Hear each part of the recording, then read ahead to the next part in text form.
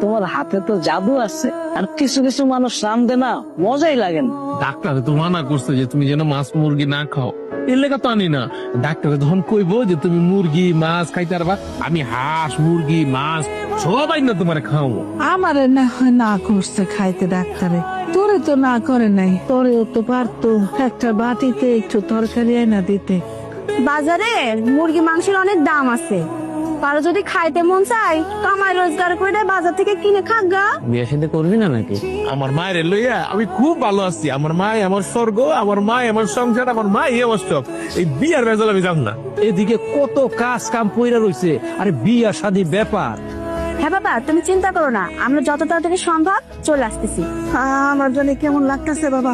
তোমার কিচ্ছু না, তোমার এখন হসপিটাল লেগে গেছি। একটা শুভ কাজে যাইতাছি আর বাড়ির মধ্যে এত চিল্লা চিল্লি ভাল লাগে না।